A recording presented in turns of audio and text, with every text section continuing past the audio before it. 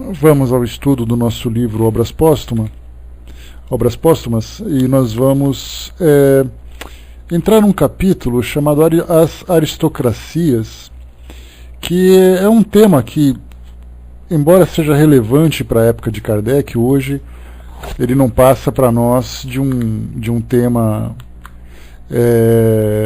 nada mais que histórico. Então a gente vai dar uma pincelada nele, uma coisa bem rápida, para a gente não ficar perdendo muito tempo assim com temas que não são relevantes para a nossa realidade hoje, e depois a gente vai para o outro tema, que são os desertores. Esse já é um tema mais interessante para nós.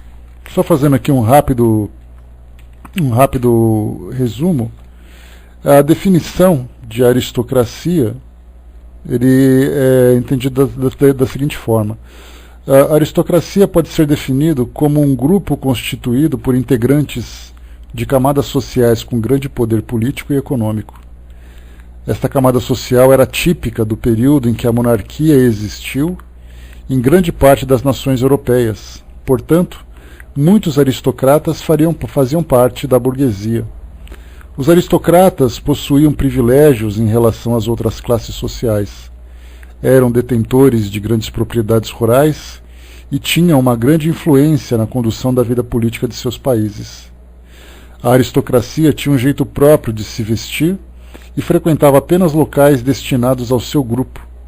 Os aristocratas não se misturavam com integrantes de outras camadas sociais. Atualmente, em função da valorização do sistema democrático e dos direitos iguais, esta camada social aparece em poucas nações no mundo. Então foi uma fase da humanidade em que havia necessidade de fazermos uma separação, né, daqueles que eram os mais capazes dentro de determinada fase, para aqueles que eram os mais fracos, aqueles que tinham necessidade de serem dirigidos. Kardec, aqui no comecinho desse capítulo, ele traz um resumo para nós interessante. Ele diz assim: aristocracia vem do grego aristos, que quer dizer o melhor, e kratos, o poder, ou seja, a aristocracia, na sua acepção literal, significa, portanto, poder dos melhores. Há de se convir que o sentido primitivo tem sido às vezes singularmente desviado, mas vejamos que a influência do espiritismo pode exercer na sua aplicação. Por isso, tomemos as coisas do ponto de partida e sigamos-los através das idades, para daí deduzir o que acontecerá mais tarde.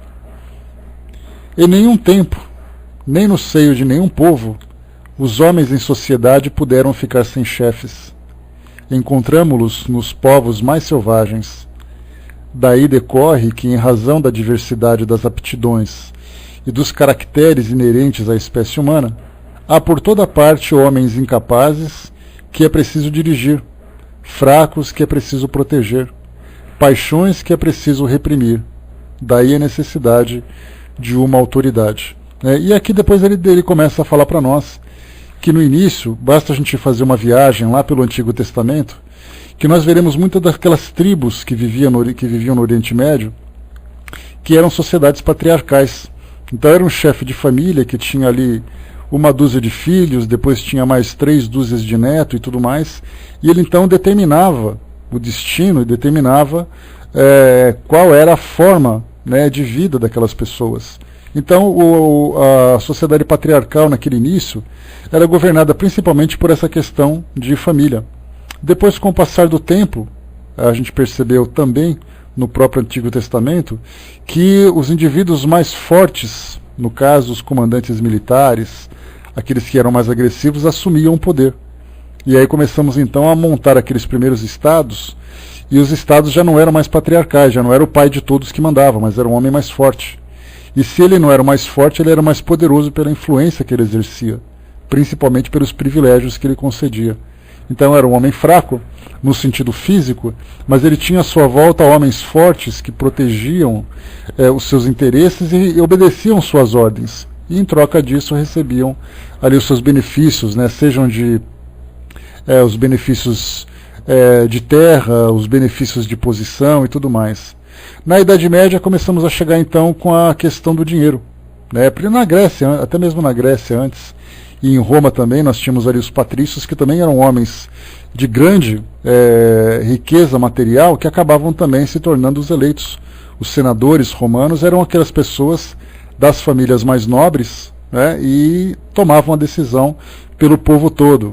Na Idade Média vieram ali então o poder feudal, onde o homem tinha o poder por suas conquistas de terra e de riqueza, e também de influência, e depois esse poder passava para o seu filho. Então, na verdade, era um poder hereditário, né? Então, é interessante muitas histórias de Idade Média, né, que vale a pena vocês fazerem pesquisas, lerem um pouquinho mais sobre isso, que nós veremos que na Idade Média nós tínhamos ali reis que eram muito poderosos e filhos que eram extremamente incompetentes e viciosos. Então tínhamos ali um rei que governava a mão de ferro, que tomava as decisões, que entrava em guerra e tudo mais, e a partir do momento em que ele morria, né, e quando a gente fala em morte, né, no sentido literal da coisa, e normalmente provocado por assassinatos, que era muito comum naquela época, que eram muito comuns naquela época, nós tínhamos ali filhos que eram viciosos, que utilizavam aquele poder para satisfazer as suas viciações sexuais, as suas viciações alimentares e tudo mais, né? O próprio Brasil viveu isso, né? Que nós tínhamos ali o Dom João, que era um dos imperadores que vieram para o Brasil, que era aquele glutão, né? Que tinha ali a Carlota Joaquina como sua esposa, que era aquele rei que não demonstrava nenhuma segurança, que não demonstrava nenhum tipo de confiança do povo, exatamente pela posição que ele tinha, pela forma como ele vivia, né? Então, essa era uma forma de governo aristocrático também. Mas aí o Brasil, quando foi em 1889, né, precisamente no dia 15 de novembro, acabou instituindo a República, e a partir dali nós começamos a desenvolver novas formas, né, de governos, ou de eleições, principalmente daqueles que eram privilegiados, também formando quase que um sistema aristocrático, para depois chegarmos na democracia. Passamos pela ditadura, passamos por uma democracia ainda num estado primitivo, depois chegamos na ditadura, e hoje vivemos uma democracia. Então o que Kardec coloca para nós é que em várias fases da humanidade, em várias idades, nós tivemos pessoas que assumiam posição de governo baseadas numa determinada habilidade ou numa determinada forma de poder, seja um poder político, um poder econômico, um poder da força. E que a contribuição que o Espiritismo pode trazer, que é o ponto fundamental desse capítulo, é exatamente isso, que vem a última força, que é a força moral, que consequentemente ela vem interligada com a força do intelecto, que é a última força que ele também coloca para nós. Aqueles homens mais inteligentes eram aqueles que governavam, mas a inteligência sem a moral ela acabava fazendo com que homens tomassem decisões equivocadas baseado naquilo que eles achavam importantes, para que aquilo que para eles era a sua necessidade de momento, né? Então a inteligência somada com a moralidade, ela acaba levando então à sabedoria. Então hoje nós vivemos um estado democrático em que nós elegemos aqueles que nós consideramos mais capacitados de acordo com aquilo que eles apresentam, né? E nós esperamos que tudo aquilo que foi prometido, tudo aquilo que foi pré-estabelecido seja cumprido. Só que a certeza, a convicção que nós vamos ter para esse tipo de governo ideal vai ser exatamente uma consequência natural da evolução da própria sociedade. Nós temos falado isso essa semana, né, em vários dos nossos estudos, em que o povo, né, a sociedade evoluindo moralmente, vai ter representantes com evolução moral. E a partir dessa evolução, as próprias nações sofrerão como consequências os benefícios dessa elevação, né? Então Kardec faz um resumo da aristocracia, como eu falei para vocês, não tem muito interesse para nós hoje, porque nós não vivemos mais esse sistema de governo, mas nós podemos, como já conversamos, sobre tudo aquilo que diz respeito ao nosso momento atual, né? Como nós falamos já, esse ano é um ano de eleição, é importante que nós tenhamos uma participação política, tenhamos uma participação social, tenhamos consciência das escolhas que nós fazemos, né, baseados não apenas nas promessas, mas nos valores, nas competências de cada um daqueles que serão candidatos para todos os povos, para todos os postos, sejam postos dos legislativos, que farão as leis em cada uma das suas esferas, sejam postos do executivo, né, que são os nossos governantes. Então temos que ter essa participação, temos que ter essa consciência para fazer com que a nossa sociedade se transforme para melhor a partir das melhores escolhas que nós fazemos, né? Então, se a aristocracia é o poder dos melhores, né, então nós temos agora a democracia, que é a escolha dos melhores, né? Então cada um de nós tem aí um parâmetro e tem aí um ideal, e fazer valer a pena isso, principalmente, né? Então, de um modo geral, falar sobre a aristocracia, eu acho que isso é o mais relevante para nós hoje, para tratar desse assunto. Agora, aqui no outro capítulo, que trata dos desertores, aqui já é interessante porque fala exatamente sobre a história do espiritismo, né, na sua evolução, aqueles que tiveram compromisso com o desenvolvimento, com a difusão do espiritismo e desertaram por desilusões, por decepções, por mudanças de ideias, né? Então esse capítulo trata desse assunto, é dele que a gente vai nele que a gente vai basear agora os nossos estudos. Então, os desertores. Kardec coloca para nós: se todas as grandes ideias tiveram seus apóstolos fervorosos e devotados, mesmo as melhores tiveram também seus desertores. O espiritismo não podia escapar às consequências da fraqueza humana. Ele teve os seus, e a esse respeito não serão inúteis algumas observações.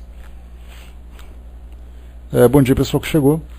No princípio, muitos se equivocaram sobre a natureza e o objetivo do espiritismo, e não lhe perceberam o alcance. Antes de tudo, ele excitou a curiosidade. Muitos não viram nas manifestações senão assunto de distração. Eles se divertiram com os espíritos, enquanto esses quiseram diverti-los. Era um passatempo, frequentemente um complemento das reuniões familiares. Lembrando sempre, né, quando a gente fala sobre reuniões familiares, era exatamente a ausência de centros espíritas organizados nos moldes que nós temos hoje. Então as pessoas se reuniam, conversavam com os espíritos, satisfaziam suas curiosidades, conheciam, e depois percebiam que o lado moral não era interessante, porque exatamente o fenômeno, desde aquela época, como é hoje também, em alguns estudos, algumas palestras que eu tive a oportunidade de fazer, eu falava exatamente sobre isso, né, que eu colocava como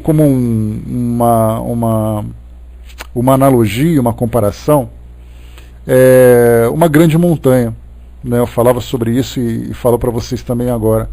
Então nós imaginamos que o espiritismo é uma grande montanha, e tem uma pessoa passando próximo a essa montanha, e ela observa uma planta, uma flor, um arbusto no pé dessa montanha, e essa pessoa fica encantada com esse arbusto, e começa a cultivar, começa a adorar, começa a proteger, e se esquece da grande montanha que existe lá atrás. Esse pequeno arbusto, ele representaria alguns dos aspectos do espiritismo, como por exemplo, se você sofre a perda de um ente querido, o espiritismo se resume para você naquilo que diz respeito à comunicação com esse ente querido. Se você por acaso tem curiosidade para conhecer os fenômenos de comunicação, de aparição e tudo mais, significa que o espiritismo se resume nesse fenômeno. Se por acaso nós estudamos sobre tratamentos espirituais pelo fato de eu viver uma experiência de doença, o espiritismo vai se resumir apenas naquilo que diz respeito aos tratamentos. Então todo o corpo filosófico, todo o corpo científico, todo o corpo religioso ou espiritual do espiritismo, ele acaba ficando em segundo plano de acordo com o interesse que cada pessoa aponta para o espiritismo. E para nós também é assim. Quando nós começamos a analisar por que nós nos aproximamos do espiritismo, cada um vai contar a sua história.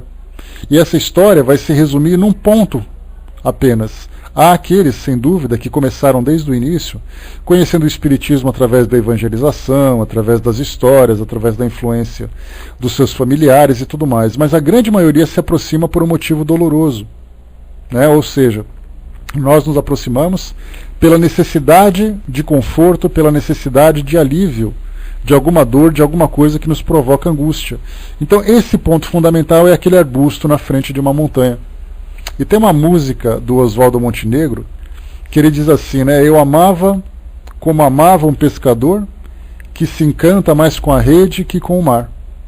Isso significa aquele pescador no meio do mar, e fica muito preocupado com a rede que ele traz.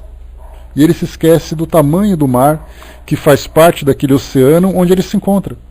Então ele se encanta com a rede, muito mais com a rede do que com o mar. Então a maioria de nós também cai nessa mesma situação.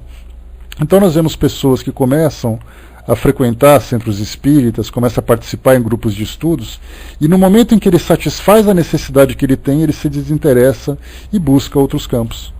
Então nós temos pessoas que eu preciso muito do espiritismo, eu preciso muito do conforto que o espiritismo apresenta, e eu vou a um centro espírita. Ele chega lá, ele começa a ler, começa a ter respostas, começa a se sentir melhor, e depois ele fala assim, olha, eu não tenho mais necessidade, eu não preciso mais.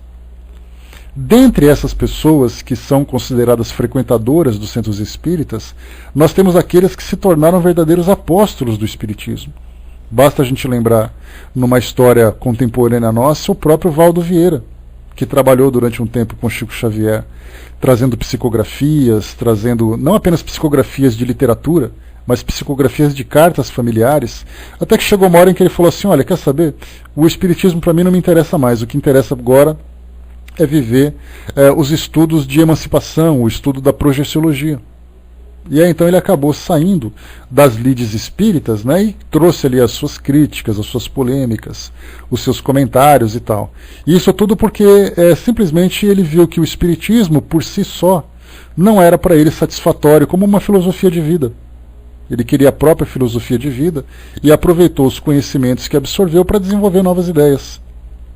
Então, quer dizer, isso é legítimo que ele faz? Absolutamente. Todos nós temos liberdade de ir e vir, de aprender e conhecer. Né? Mas o que Kardec traz para nós aqui é exatamente essa frustração de nós observarmos pessoas que inicialmente se devotaram com tanto fervor, né, na difusão e no desenvolvimento da doutrina, mas mudaram de campo exatamente porque encontraram alguma coisa que ou chamaram, ou alguma coisa que chamou a atenção para que ele se desviasse do caminho, encontrou alguma coisa que o decepcionou dentro do centro espírita. A gente ouve muitas histórias dessa forma, né? As pessoas diziam assim, olha, eu frequentava um centro espírita, mas eu fiquei tão decepcionado com os dirigentes, ou com os trabalhadores, ou com alguma coisa que aconteceu, que eu não quero mais participar disso. E aí a gente vai a uma palestra interessante, que certa vez foi proferida lá pelo Centro Espírita Leão Denis, aqui pelo Paul Talk, em que o palestrante chamou a atenção numa frase que, a palestra, eu nem lembro qual era a palestra que ele estava fazendo, mas o que me chamou a atenção foi exatamente a frase. Ele diz assim, nós nos preocupamos muito por causa das coisas e não pela causa. Então quando você vai por causa de alguma coisa, a partir do momento em que essa coisa deixa de existir, você perde o interesse. Então eu vou por causa dos amigos, eu vou por causa dos estudos, mas a causa por si só, que é o espiritismo, de um modo pleno, de um modo completo, ele acaba ficando em segundo plano. E nós muitas vezes nos relegamos a isso. Eu venho aqui abrir a sala todos os dias por causa de vocês. Se vocês deixarem de vir, eu deixo de ser espírita.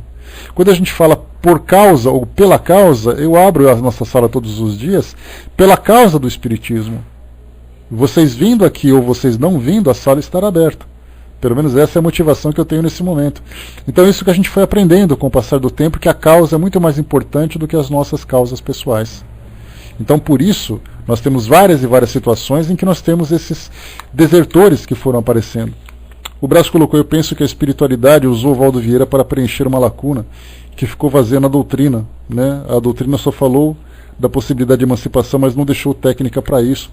Não, mas a doutrina espírita por si só, Brás, quando você fala sobre emancipação, você pensa assim, é uma experiência pessoal sua.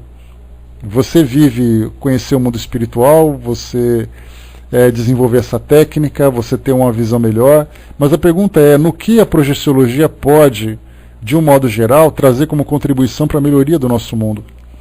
Né? Então o espiritismo é uma filosofia completa, e se você acaba relegando o espiritismo a uma experiência fenomenológica, acaba exatamente jogando por terra tudo aquilo que ele pode trazer como contribuição para a evolução do nosso mundo. Né? Então essa é a grande questão que a gente coloca. Então o Valdo teve essa oportunidade, eu não faço nem crítica pessoal, eu comentei porque ele é uma dessas circunstâncias em que nós citamos, né, de pessoas que começaram por um motivo e depois mudaram, porque encontraram outros objetivos. Eu poderia também, da mesma forma, encontrar alguma coisa mais interessante e simplesmente mudar. Já participei, vocês conhecem a minha história, já participei da Igreja Católica, já participei da Igreja Metodista, e houve o tempo em que eu estava lá. Aquele tempo que me chamou a atenção, aquele tempo que era agradável, e chegou um momento em que para mim aquilo não era mais satisfatório. Para muitas dessas pessoas, a doutrina espírita chega num ponto em que ela já não é mais satisfatória. Né? Então por isso a gente vê que cada um tem essa liberdade de conhecer, de buscar. Como diz o Dalai Lama, a melhor religião é aquela que te faz feliz. Se chega um momento em que a instituição, as ideias, a perspectiva pela qual você vê o espiritismo não te satisfaz, então é hora de você buscar a sua felicidade em outros campos.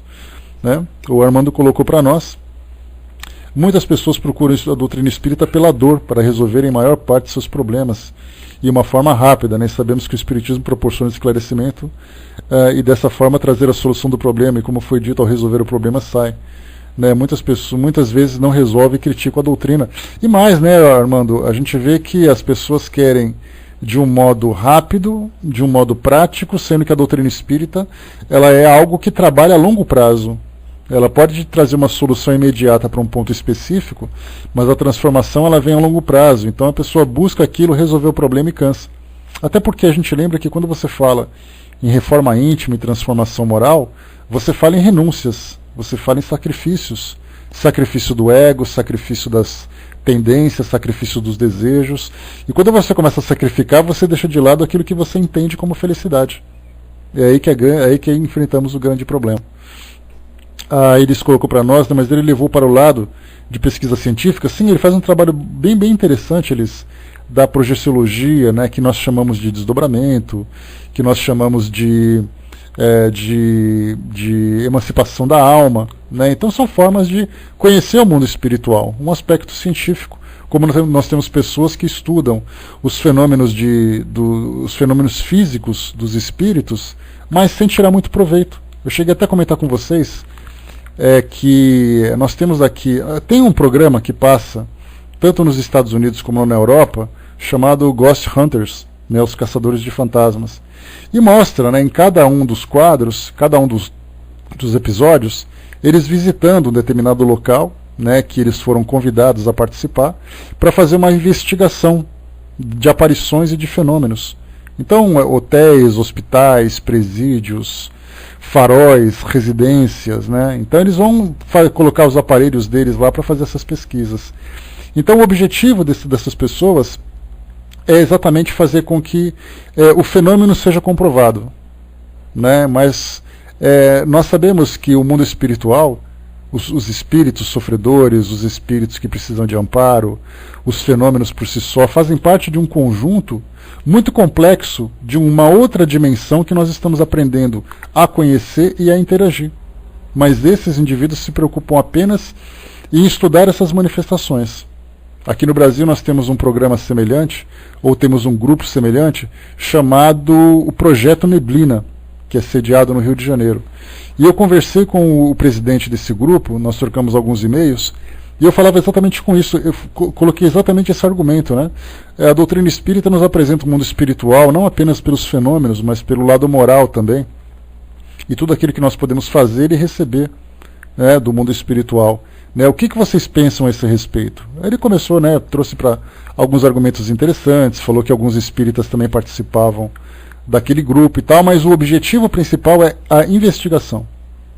Né? Então, o que nós observamos nesse sentido? Que quando você foca apenas num ponto, o indivíduo, o lado moral, a transformação, a imortalidade do espírito, isso acaba ficando em segundo plano porque não chama atenção.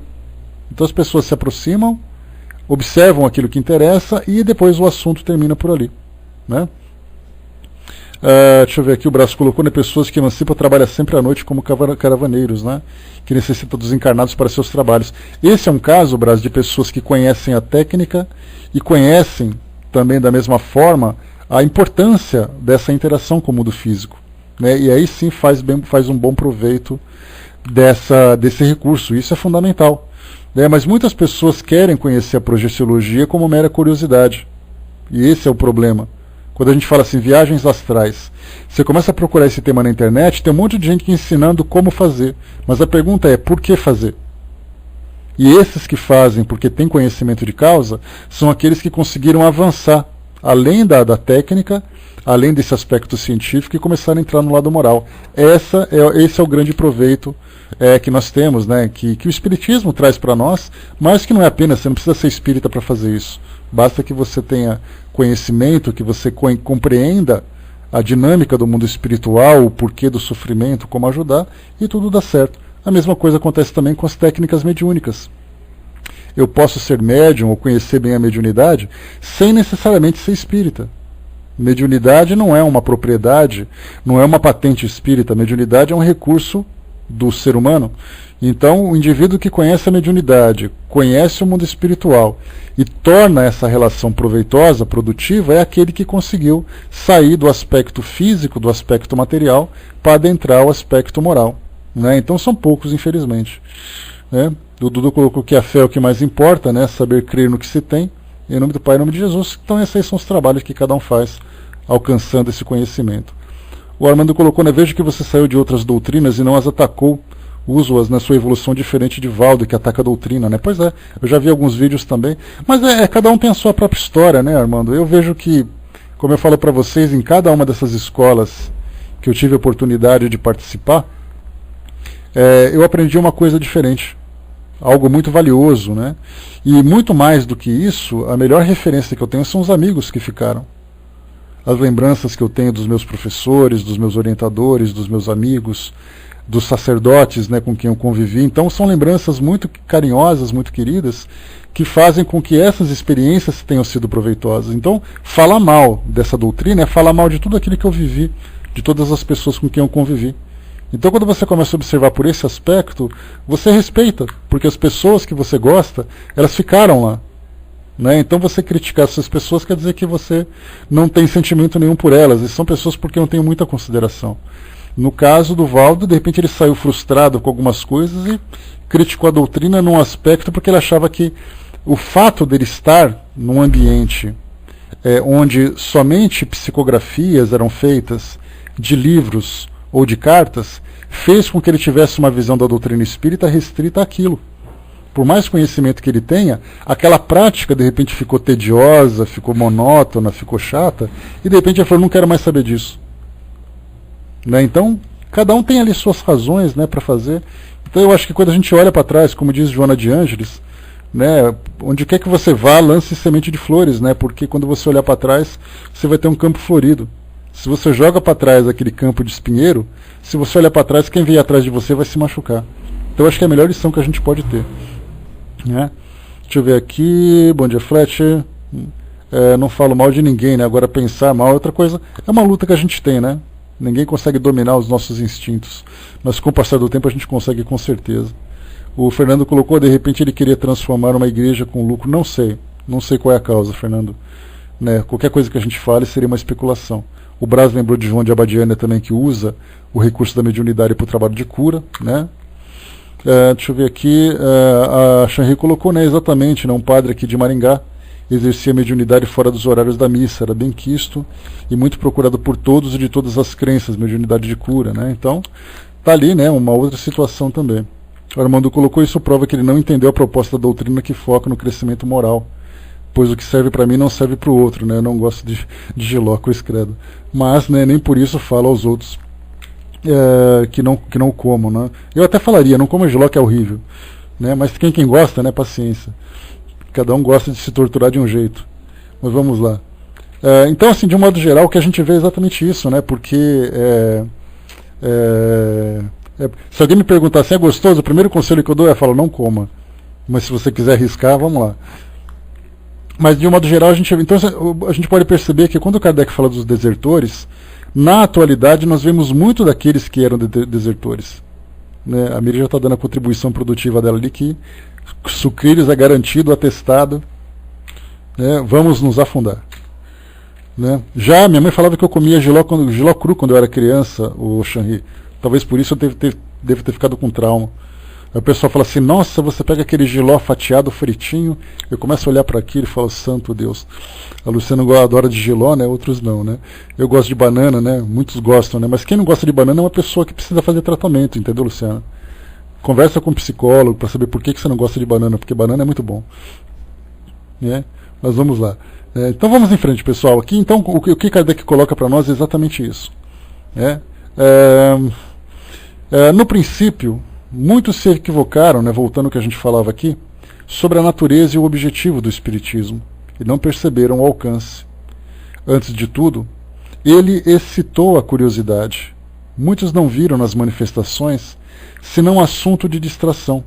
Eles se divertiram com os espíritos, enquanto estes quiseram diverti-los. Era um passatempo, frequentemente um complemento nas reuniões familiares.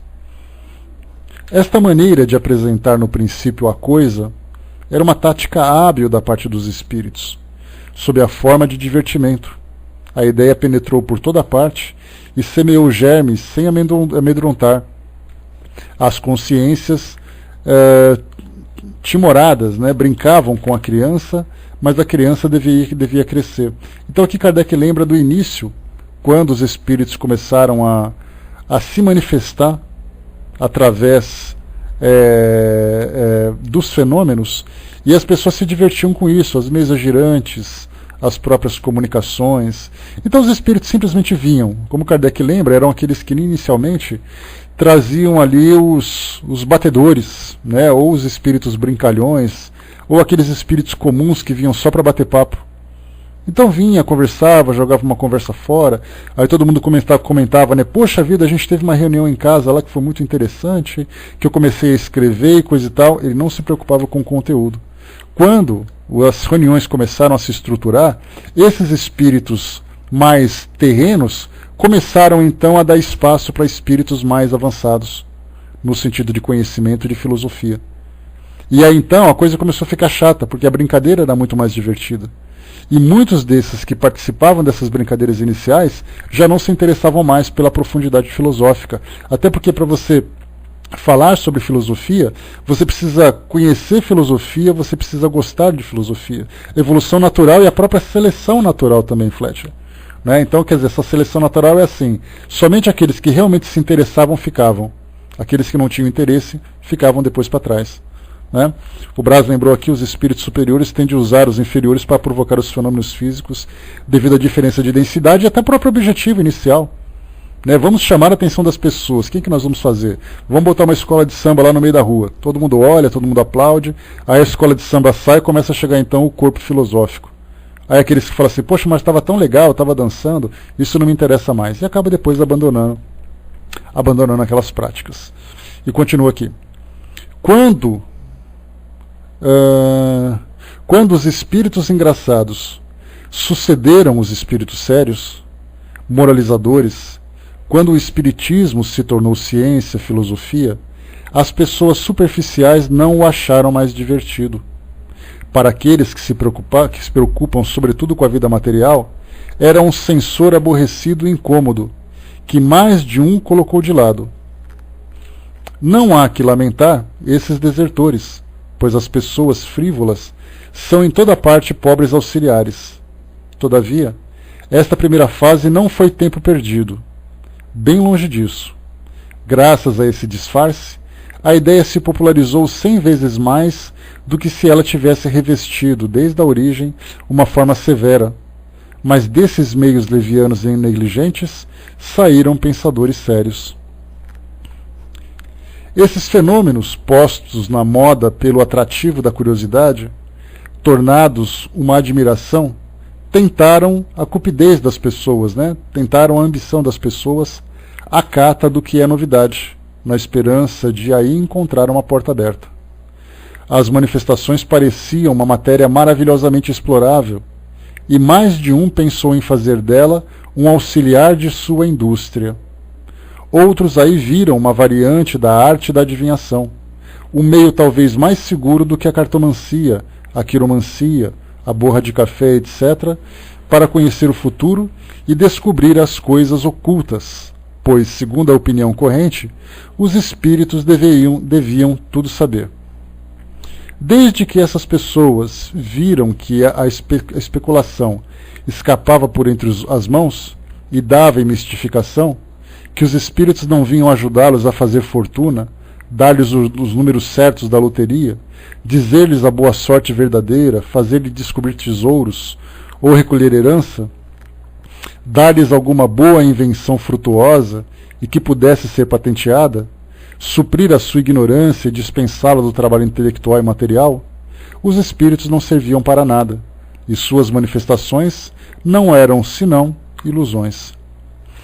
Tanto eles enalteceram o espiritismo enquanto tiveram a esperança de tirar dele um proveito qualquer, quanto o denegriram quando veio o desapontamento. Era o que a gente falava antes, né? Enquanto você está no meio, a coisa te interessa, está tudo ótimo. Quando não interessa mais, você sai soltando cobras e lagartas ali para poder, né, para poder justificar a sua saída, a sua decepção. Né? Bom dia, pessoal que chegou. E continua. Mais de um dos críticos que o achincalharam tê-lo-iam elevado às alturas se ele tivesse feito descobrir o tio rico na América ou ganhar na bolsa. É a mais numerosa categoria dos desertores, mas concebe-se que não se pode conscienciosamente qualificá-los de espíritas. Né? Nesse caso, nós temos ali então apenas a curiosidade, né? Uma motivação pessoal que essa pessoa tem. Essa fase teve igualmente sua utilidade, mostrando o que não se devia esperar desculpem, do concurso dos espíritos. Ela deu a conhecer o objetivo sério do espiritismo e depurou a doutrina. Muitos sabem que as lições das experiências são as mais proveitosas. Se desde o princípio elas tivessem dito, não peçais tal ou qual coisa, porque nada conseguireis, talvez nada tivesse acreditado neles. É por isso que deixaram fazer, a fim de que a verdade saísse da observação. Essas decepções desencorajam os exploradores e contribuíram para diminuir o número deles. São os parasitas que elas livraram do espiritismo, e não os adeptos sinceros. Certas pessoas, mais perspicazes que outras, entreviram o homem na criança que acabava de nascer, e tiveram medo, como Herodes teve medo do menino Jesus.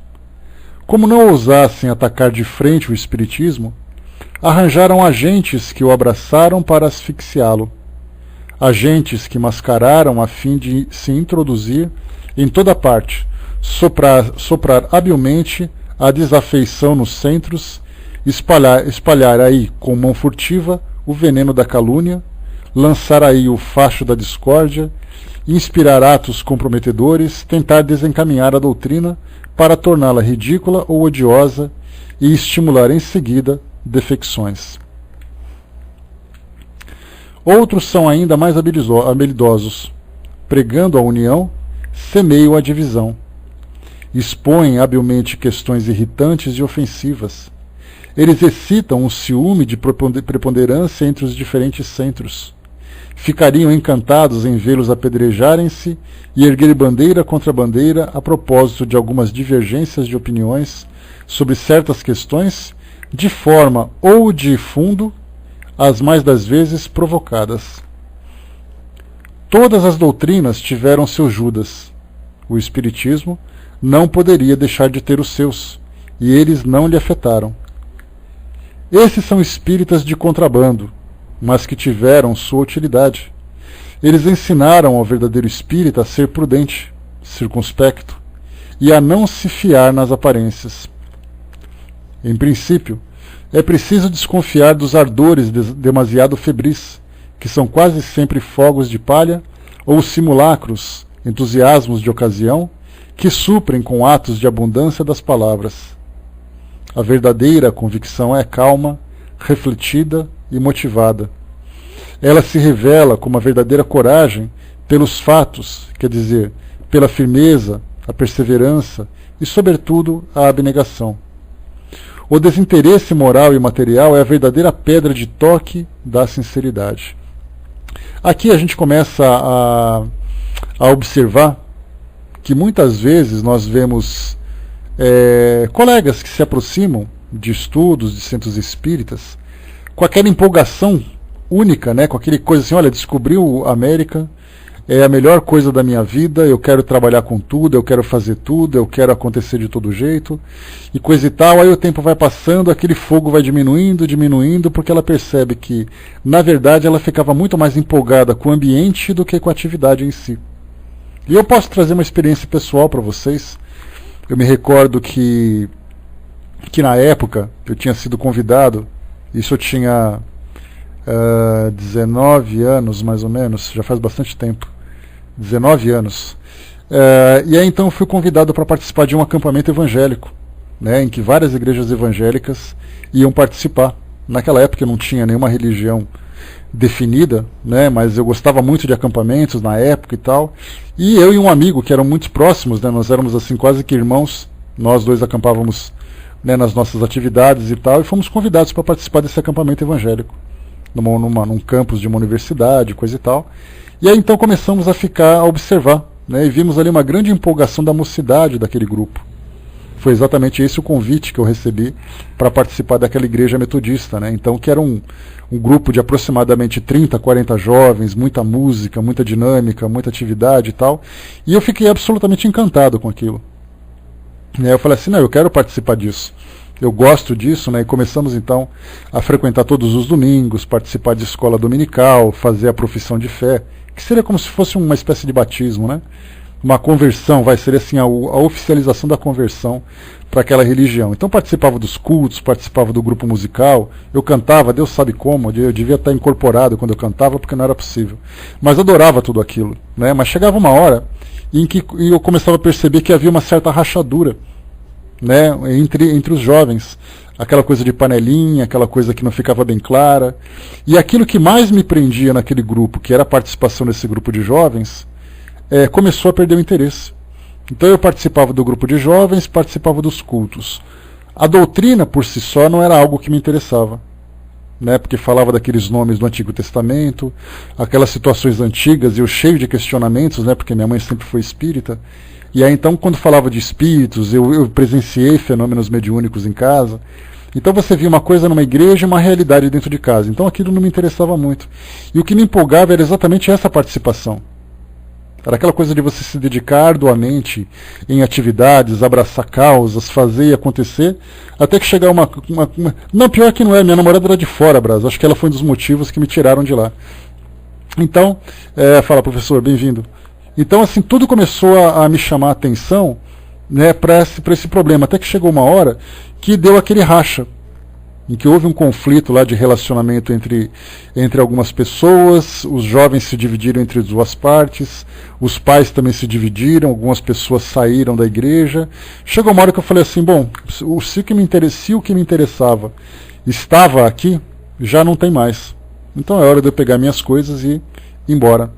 Um pouco antes disso, na Igreja Católica, eu participei de encontros de jovens, né? Talvez alguns de vocês já tenham participado. É como se o encontro de jovem, naquela fase em que eu estava, de 17, 18 anos de idade, era como se você estivesse vivendo o paraíso na Terra. Era tudo lindo, tudo maravilhoso, todas as pessoas eram cordiais, todas as pessoas eram encantadoras e coisa e tal. Você participa de um fim de semana de encontro de jovens e você sai flutuando. As músicas na sua cabeça, aquelas imagens, fotografias, lembranças e tal. Aí você começa a participar do grupo de jovens. E onde tem pessoas, tem atritos. E comecei a observar, antes de entrar para a igreja metodista, a mesma coisa que acontecia na igreja católica. E eu percebia que as reuniões de jovens não eram tão fraternas como eu imaginava. As missas continuavam sendo as mesmas missas de sempre que eu participava na época de escola, né? Eu estudei no Colégio Dom Bosco, então eram missas diárias que a gente tinha. Tinha professores que eram padres e tal. Então eu comecei a observar que as motivações que eu tinha eram motivações temporais. Eram motivações do calor do ambiente, da convivência com as pessoas. Mas as duas doutrinas, tanto a católica como a evangélica, eram duas doutrinas que não me chamavam a atenção. Então eu ia muito mais pelo ambiente do que necessariamente pelo conteúdo espiritual, pelo conteúdo religioso. Então nós vemos que essa experiência que eu vivi nessas duas instituições, nessas duas escolas, são experiências semelhantes a que muitas pessoas vivem também dentro do espiritismo. Jovens que vêm participar de mocidade, pessoas que vêm trabalhar com mediunidade, trabalhar com grupos de estudos, trabalhar com aquela empolgação toda, chega uma hora que fala assim, olha, não é bem isso que eu queria. Ou seja, continuávamos preocupados, ou continuavam preocupadas, com o ambiente, com aquele conteúdo exterior, com o bem-estar que o ambiente provocava, e não pela filosofia por si só. Muita gente frequenta durante anos um centro espírita sem conhecer a doutrina profundamente, porque ela conhece o ambiente, ela se torna participante daquela pequena sociedade, ela está muito bem integrada, é influente, conhece todo mundo e coisa e tal, mas a doutrina por si só, ela é muito pouco conhecida. Então é uma forma de você vivenciar uma experiência no ambiente sem ter o conhecimento do local, sem ter o conhecimento da filosofia que se traz. Né? Então tudo isso para nós, essa experiência que eu trouxe para vocês, ela poderia ser convertida em outras escolas e as pessoas relatarem a mesma coisa. Né, que nós somos acolhidos, que era maravilhoso, que é isso, que é aquilo, mas que de repente o seu melhor amigo foi embora, você saiu junto, que a pessoa que você mais gostava já não estava mais lá e você saiu, e tudo mais. Então, esses fogos de palha que Kardec coloca, eu vivi esse fogo de palha, muita gente viveu fogo de palha e de repente você perde o interesse. Mas para conhecer a doutrina espírita há necessidade de uma certa maturidade, de você realmente ter aquela motivação inicial, eu precisava daquilo, né, eu precisava me aproximar daquilo por um motivo, e a partir do momento em que eu conheci, eu comecei a me aprofundar porque eu vi que essa era a linguagem, essa era a ideia que eu queria realmente conhecer. Né, então daqueles poucos anos, 1 ano num local, 2 anos no outro, era apenas uma forma de eu começar a me lapidar, para de repente conhecer a doutrina espírita e passar os próximos 25 anos nela, né, de lá até agora. Então, e pelo jeito, né, não tenho pretensão nenhuma de sair, como Kardec coloca, enquanto não aparecer coisa melhor, né, coisa mais profunda, coisa mais verdadeira, mais sólida, né, a doutrina espírita é para nós o melhor que existe. Né? Vamos em frente aqui. A sinceridade tem um cunho sui generis.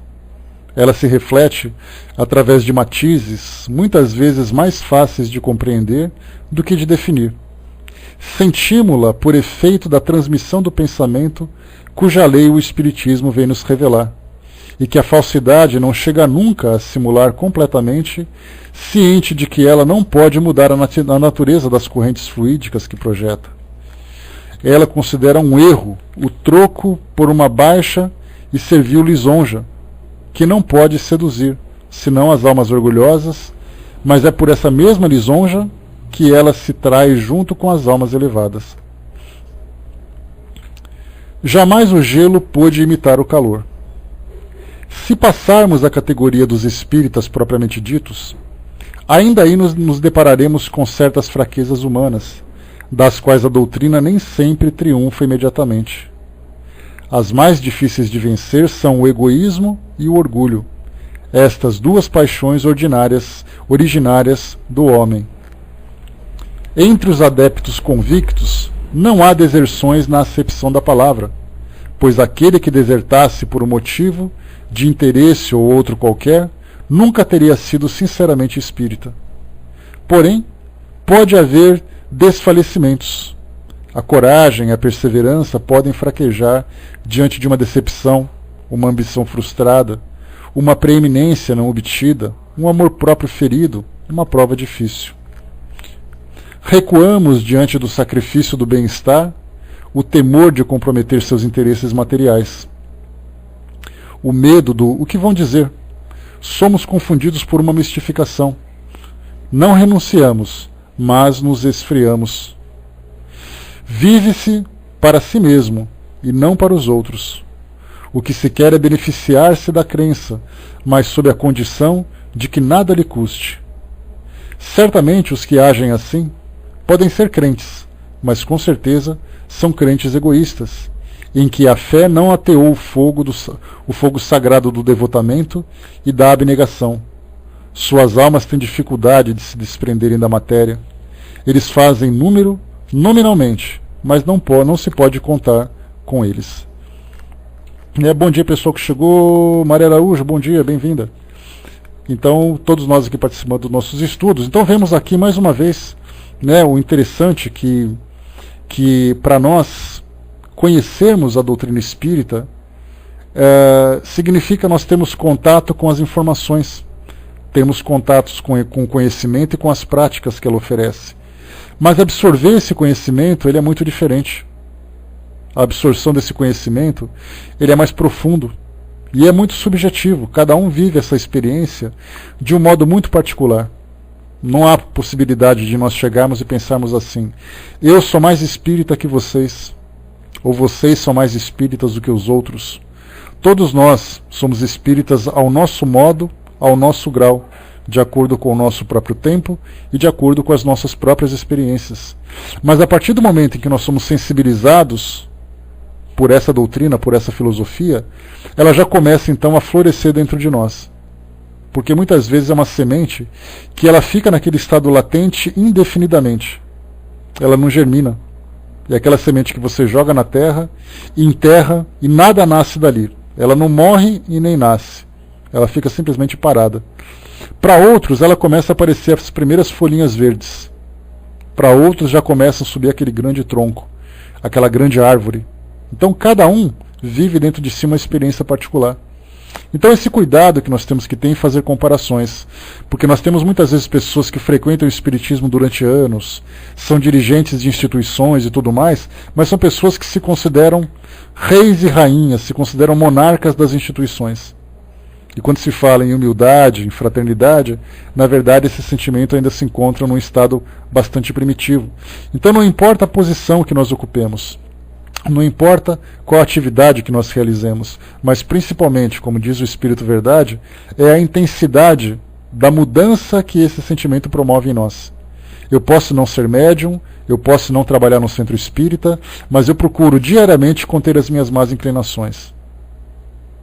Isso faz o verdadeiro espírita, como se encontra lá no Evangelho que nós lemos. Então, por isso, cada um tem o seu próprio tempo, e nós temos que observar que tipo de espírito eu sou, o que me motiva, quais são as minhas propostas, quais são os meus propósitos, quais são os meus objetivos. Quando a gente começar a tirar as causas e começarmos a nos preocupar com a causa em si, aí certamente nós viveremos uma experiência bem diferente. E continua. Todos os outros são espíritas que merecem verdadeiramente esse nome. Aceitam por si mesmos todas as consequências da doutrina e são reconhecidos pelos esforços que fazem para melhorarem-se. Sem negligenciar, além dos limites do razoável, os interesses materiais. Esses são para eles o acessório e não o principal. A vida terrena é apenas uma travessia mais ou menos penosa. Do seu emprego útil ou inútil depende o futuro. Suas alegrias são mesquinhas junto ao objetivo esplêndido que entretém no além. Eles não se desanimam com os obstáculos que encontram no caminho. As vicissitudes, as decepções, são as provas diante das quais não se desencorajam, porque o repouso é o prêmio do trabalho. É por isso que não se vê entre eles nem deserções, nem falecimentos, nem desfalecimentos. Por isso mesmo, os bons espíritos protegem visivelmente aqueles que lutam com coragem e perseverança, cujo devotamento é sincero e sem pensamento oculto. Eles os ajudam a vencer os obstáculos e a suavizar as provas que não podem evitar-lhes, enquanto que abandonam, não menos visivelmente, aqueles que os abandonam e sacrificam a causa da verdade a sua ambição pessoal. Devemos incluir entre os desertores do Espiritismo os que se retiram porque nossa maneira de ver não lhes satisfaz, o que, achando nosso método muito lento ou muito rápido, pretendem atingir mais cedo em melhores condições o objetivo a que nos propomos? Certamente que não. Se a sinceridade e o desejo de propagar a verdade forem seus únicos guias. Sim, se seus esforços tendem unicamente a se colocar em evidência e a chamar a atenção pública para satisfazer seu amor próprio e seu interesse pessoal. Tendes uma maneira de ver que não é a nossa. Não simpatizais com os princípios que admitimos. Nada prova que estejais mais próximos da verdade do que nós. pode-se divergir de opinião em matéria de ciência. Pesquisai do vosso lado, como pesquisamos do nosso. O futuro fará ver qual de nós está em erro ou com qual razão. Não pretendemos ser os únicos nas condições sem as quais não se pode fazer estudos sérios e úteis. O que fizemos, outros podem certamente fazê-los. Que os homens inteligentes juntem-se a nós ou se reúnam longe de nós, que importa?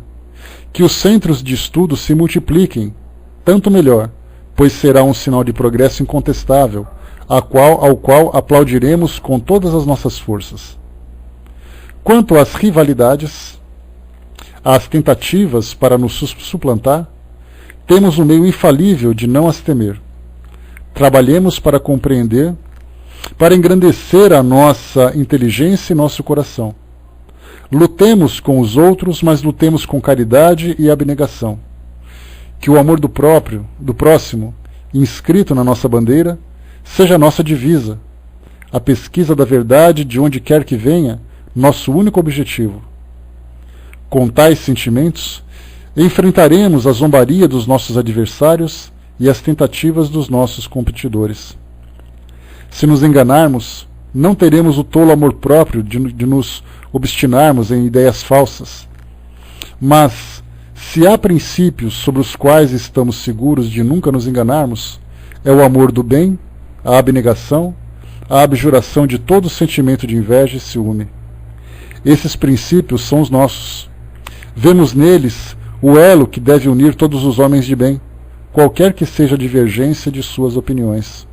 Somente o egoísmo e a má-fé erguem barreiras intransponíveis para eles. Aqui, lendo esse trecho, me fez inevitavelmente pensar nos trabalhos que nós aqui desenvolvemos no Pautalk.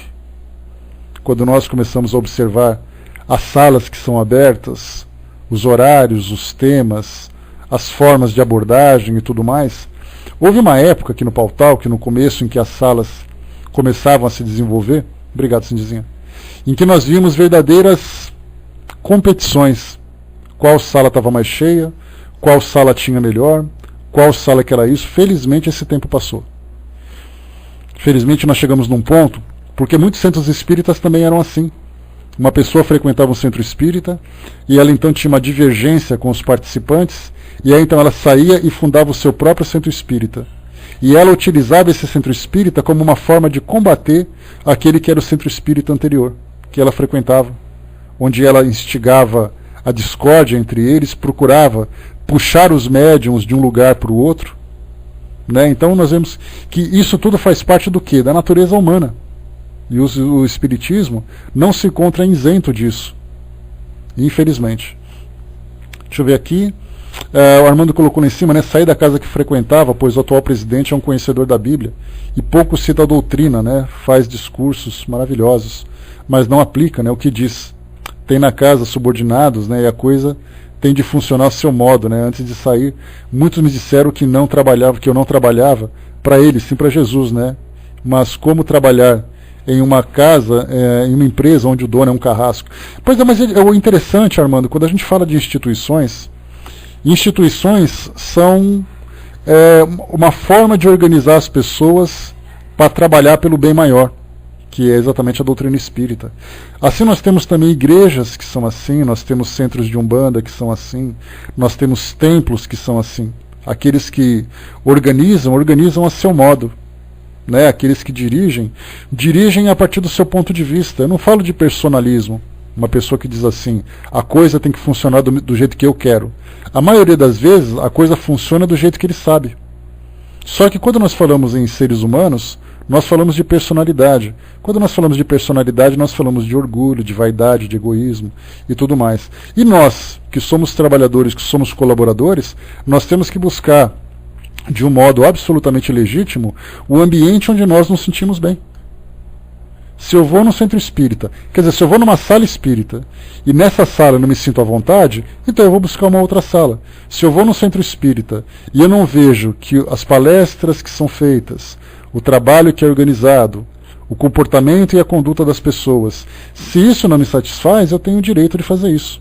Agora o importante é que a gente faça não apenas uma avaliação exterior daquele ambiente onde nós estamos, mas também uma avaliação pessoal, para saber se por acaso não sou eu intransigente.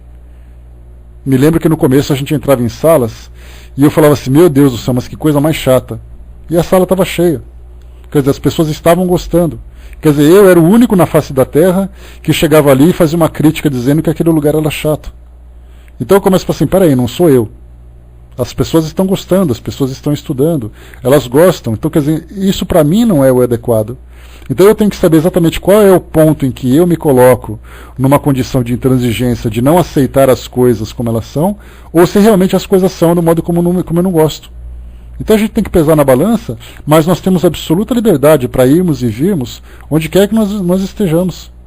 Eu posso ir no centro espírita, posso passar de deixar para lá, posso deixar de ir, mas eu tenho que pensar no ponto fundamental, que é a doutrina espírita.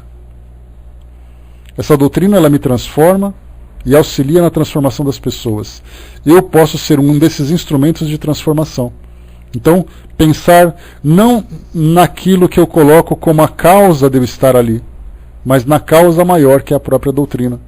E muito mais do que a doutrina, a causa maior que é o próprio cristianismo, já que todos nós fazemos parte dessa mesma escola.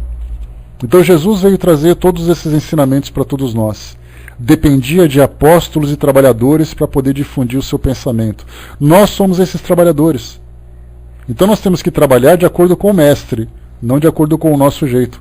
Se eu falo que eu tenho que fazer doutrina espírita, mas do jeito que eu gosto, eu tenho que pensar como Jesus fazia o seu cristianismo. Que na verdade o que ele ensinou acabou virando uma escola. Então eu tenho que me espelhar no mestre e tentar fazer aquilo que ele fazia. Aí sim eu vivo de um modo legítimo essa escola, né? Deixa eu ver aqui, a Mazé colocou, né, hoje estamos unidos aqui no Paul Talk há mais de 8 anos, né, graças a Deus. Se tiver uma pessoa na sala, maior alegria para nós, né, eu amo, né, ouvir o nosso. Pois é, a gente, infelizmente eu só não participo das outras salas por falta de tempo mesmo, né, por falta de oportunidade.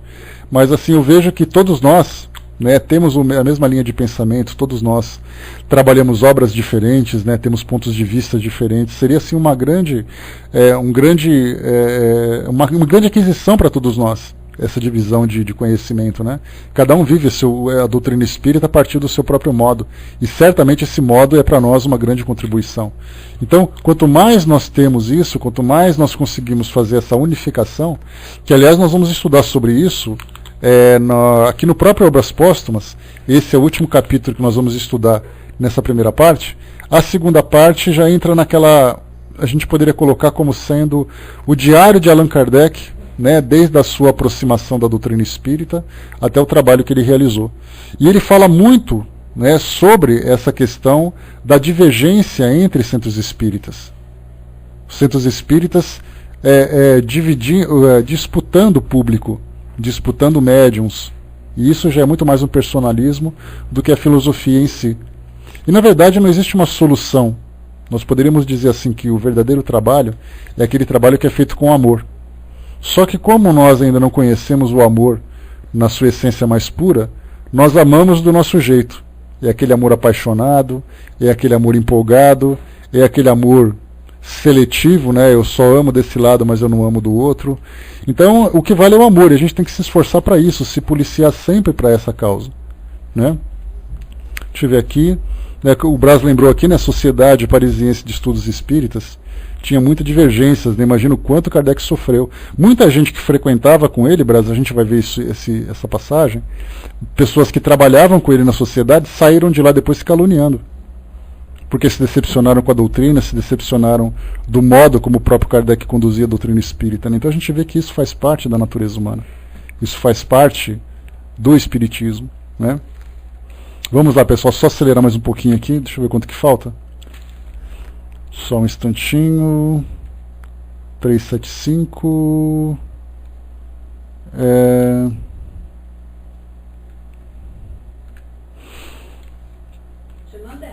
Não, mano. Deixa eu ver aqui. Tá aqui, ó, só mais um trechinho pra gente fechar aqui. Mas qual será a consequência desse estado de coisas?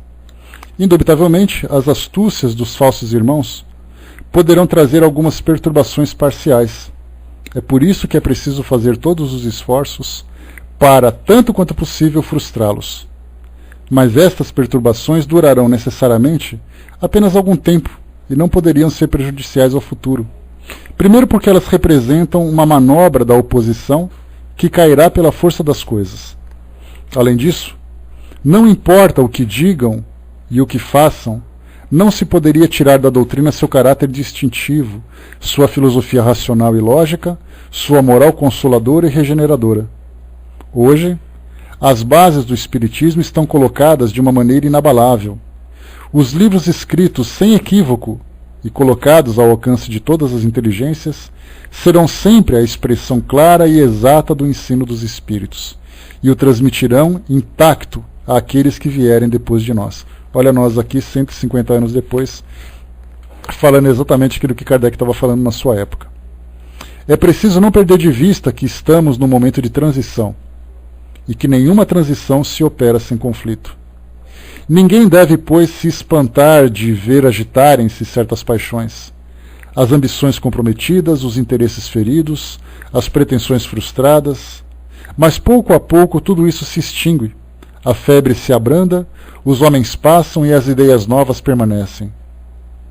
Espíritas, se quereis ser invencíveis, sede benévolos e caridosos. O bem é uma couraça contra a qual virão sempre se quebrar as manobras da malevolência. Nada, pois, temamos. O futuro nos pertence. Deixemos nossos adversários debaterem-se sobre o amplexo da verdade que os ofusca. Toda oposição é impotente contra a evidência que triunfa inevitavelmente pela força mesma das coisas. A vulgarização universal do Espiritismo é uma questão de tempo. E neste século, o tempo marcha a passo de gigante, sob a impulsão do progresso.